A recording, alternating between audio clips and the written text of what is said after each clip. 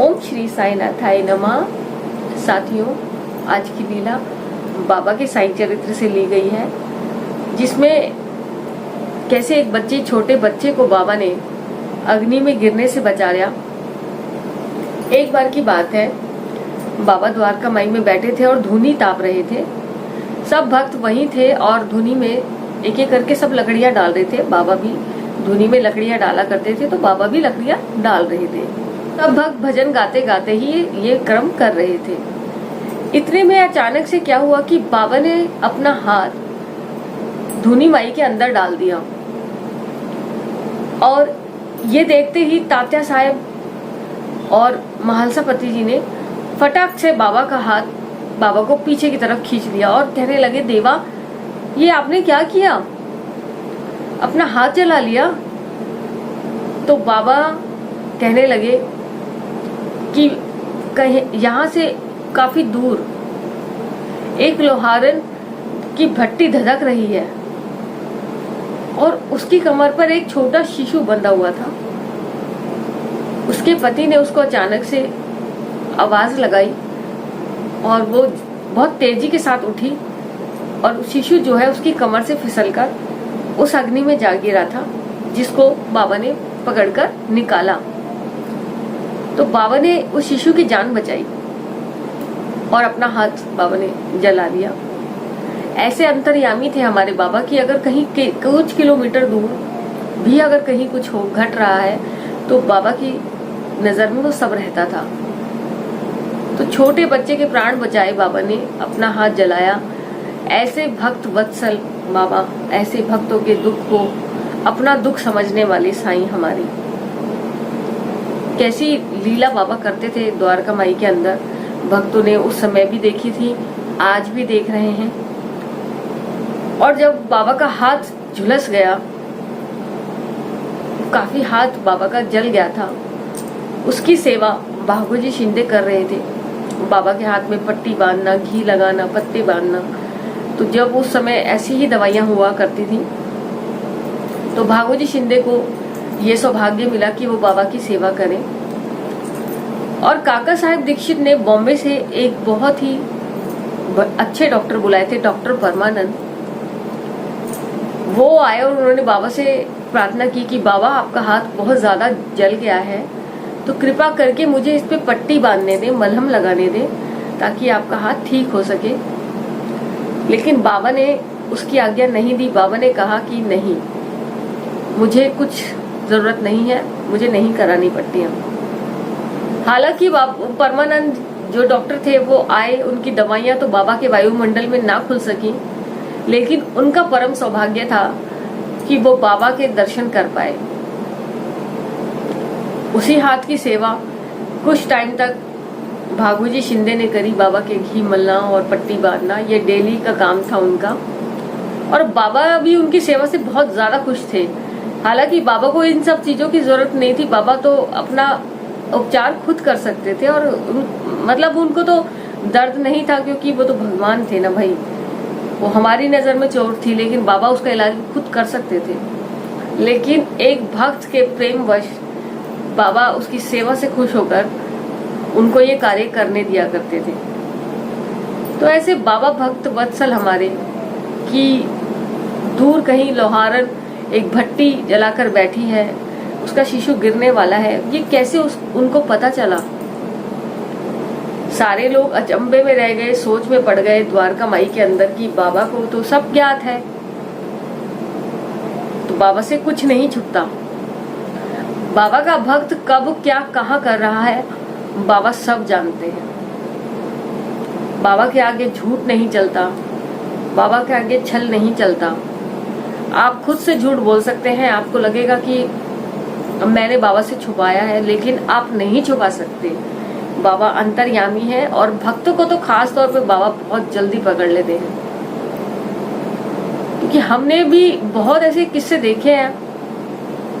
मैं जब से बाबा से जुड़ी हूँ, मैंने ऐसे ऐसे किस्से देखे हैं कि जहां पर बाबा मैं बताती हूँ आपको। एक बार मैं शिरडी गई थी, तो शिरडी में मेरा जो होटल था उसके सामने ही एक और फैमिली थी। उसी होटल में सामने वाले रूम में फैमिली थी। तो उसमें एक लड़का था 22-23 साल का। अब मैं 2-3 दिन हम रुके थे, 2-3 दिन वो भी रुके थे। हम कंटिन्यू देख रहे थे कि फैमिली सामने रुकी हुई है और वो बाबा के द्वारका माई के दर्शनों के लिए कहीं ना कहीं लाइन दर्शन में सब एक दूसरे से मिल ही जाते हैं, तो हम देख रहे थे। तो एक दिन क्या हुआ कि हम लोग रूम पर थे और वो लड़का भागा भागा रूम में आया और बहुत जोर जोर से रोने लगा और उसका बस एक ही कहना था कि बाबा मैं अब नहीं करूंगा, बाबा मुझे माफ कर दो, मैं अब नहीं करूंगा। और उसके बाद इतनी शोर थी कि सारे होटल वाला स्टाफ भी उस रूम में आ गया कि क्या हुआ, रूम में तो कोई भी नहीं है और ये बंदा अकेला क्यों चिल्ला रहा है। और उसके सिर्फ यही वर्ड थे कि बाबा मुझे माफ कर दो, मैं अब नहीं करूंगा। और जब होटल का रूम खोला गया, देखा तो वो बेड के एक कॉर्नर में आराम से कॉर्नर की साइड बैठा था और दूसरे कॉर्नर में उसको बाबा दिख रहे थे। तो जब होटल वालों ने उनसे पूछा कि क्या हुआ, मतलब उनसे थोड़ा सा उनसे पूछा गया कि क्या दिक्कत है, कोई प्रॉब्लम है क्या आपको, तो उन्होंने कहा कि बाबा से बचा लो मुझे, बाबा मुझे डंडा लेकर बैठे हुए हैं, मुझे दिखाई दे रहे हैं। वो हम सबको नहीं दिख रहे थे, बाबा सिर्फ उसको दिख रहे थे। तो हम हैरान हो गए कि बाबा इसको दिख रहे हैं, इसका मतलब इसने कुछ ऐसा किया है शिरडी में बाबा की कि बाबा इससे बहुत ज्यादा नाराज हो गए हैं। बाबा को सब कुछ पता चल जाता है, बाबा का भक्त कब क्या गलत कर रहा है बाबा सब जानते हैं। कोई पर्दा नहीं है बाबा और भक्त के बीच में। भक्त को लगता है कि वो क्योंकि अपना चश्मा ऐसा चढ़ाए रखता है ना भक्त कि मैं ऐसा कुछ कर रहा हूँ, तो मेरे बाबा को कुछ नहीं पता चलने वाला। लेकिन बाबा बैठे शिरडी में, पर जहां पे भी आप हैं बाबा वहां की सारी जानकारी रखते हैं, भक्त का पूरा ध्यान रखते हैं बाबा। अगर वो अच्छा कर रहा है तब भी, वो गलतियां कर रहा है तब भी। और उसको लड़के को साक्षात बाबा दिख रहे थे। उनकी फैमिली दर्शनों की लाइन में जाके लगी हुई थी और वो अकेला पूरे रूम में इधर से उधर भागा फिर रहा था क्योंकि उसके बाबा डंडे लगा रहे थे। और उन डंडों के निशान हम सब ने देखे, होटल के स्टाफ ने देखे। उसके हाथों पर, शरीर के कई हिस्सों पर बाबा के डंडे के रेड कलर के निशान पड़े हुए थे। हैरानी वाली बात है, ये बाबा ऐसे भी करते हैं कि मतलब इतना भी क्रोध आ जाता है बाबा को? क्यों नहीं आएगा? जब बाबा का भक्त कुछ गलती करता है तो बाबा क्रोधित भी होते हैं। और अगर बाबा का भक्त बिल्कुल साफ दिल का है, किसी का बुरा नहीं करता, तो बाबा उसका भी कभी बुरा होने नहीं देते। एक छोटे बच्चे को बाबा ने कैसे धधकती हुई भट्टी में से बचाया, उसका जीवन बाबा ने बचाया, बल्कि अपना हाथ जलाया। बाबा भक्तों का कष्ट अपने ऊपर लेते थे।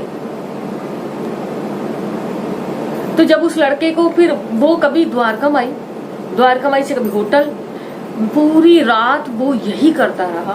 द्वारका माई जाए, पूरा बाबा की उदी लगा के आ जाए, फिर होटल में आए, फिर चीखे चिल्लाए, उसको बाबा दिखाई दे रहे थे। तब हमने बाबा से प्रार्थना की कि बाबा प्लीज, अगर इसने कुछ गलती की है तो बाबा प्लीज इसे माफ कर दीजिए। इसे नहीं पता था कि मैं शिरडी में बैठकर ऐसी क्या गलती उसने की जिससे बाबा इतने क्रोधित हुए।